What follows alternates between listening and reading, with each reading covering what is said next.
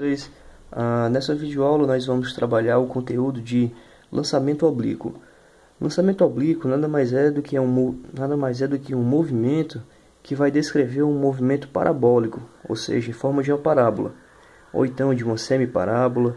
E nós vamos ver adiante com os exercícios que são inúmeras as aplicações desse conteúdo. Bem, é importante frisar que o lançamento oblíquo nada mais é do que a junção de dois movimentos, ou seja, temos um movimento na vertical e um movimento na horizontal. Uma vez que você for capaz de entender os dois movimentos separadamente, qualquer questão vai se tornar muito fácil.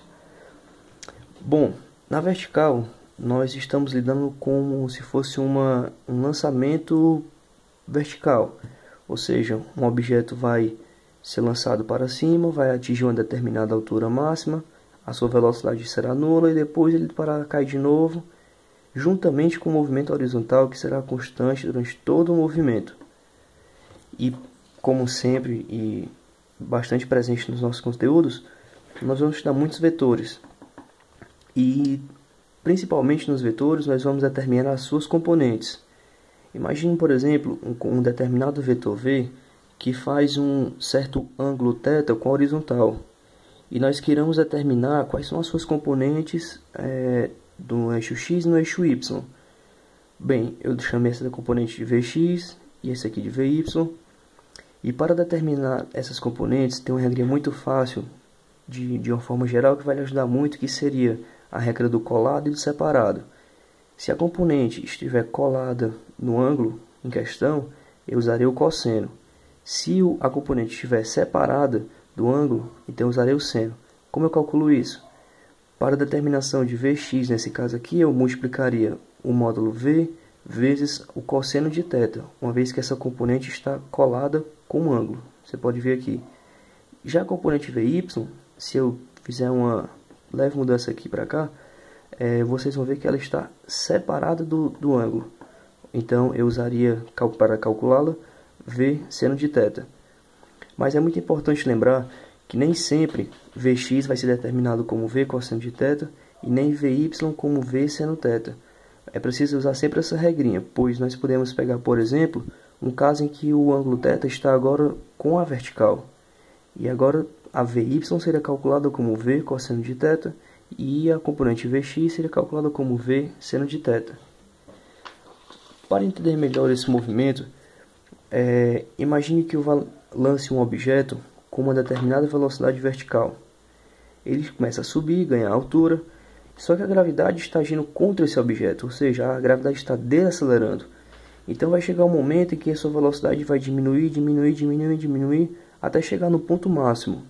A altura máxima será onde a sua velocidade será zero.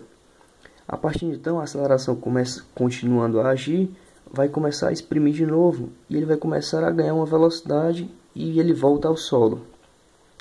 Imagine agora que eu faça isso e deslocando essa partícula com uma velocidade constante na horizontal, ou seja, nada mais é do que um objeto que está subindo e apenas deslocando momentaneamente na horizontal.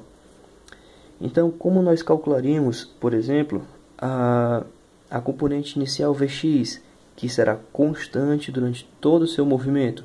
Se o ângulo θ for com a horizontal, nós calcularíamos como V cosseno de θ. E a velocidade vertical como V seno de θ. E é importante observar que na altura máxima do movimento, ou seja, quando o objeto a velocidade y vai ser anulado, ou seja, ele vai subir, até um ponto em que ele não tem mais velocidade na vertical, somente na horizontal. Então depois daqui, depois da subida máxima, ele começa a ganhar velocidade para baixo. Por isso que o movimento é parabólico, porque ele começa com a junção de dois vetores, sendo que o vetor vertical vai diminuindo, e chega uma hora que ele só tem o vetor horizontal. E depois disso, o vetor vertical começa a crescer para baixo. Por isso que ele começa a descrever essa parábola. E algumas questões pedem qual a velocidade do objeto instantaneamente antes de tocar o solo. Para isso, nós fazemos apenas uma simples regra de Pitágoras, onde V, que é a velocidade que ele chega ao solo, seria uma hipotenusa onde os catetos seriam as duas componentes. Então, para o cálculo das mesmas, nós usaríamos V ao quadrado, seria VY ao quadrado mais VX ao quadrado. Bem, essa aula foi uma introdução teórica e nas próximas aulas de exercícios nós vamos aplicar todo esse conteúdo aqui de uma forma bem dinâmica para vocês. Valeu, galera. Até a próxima.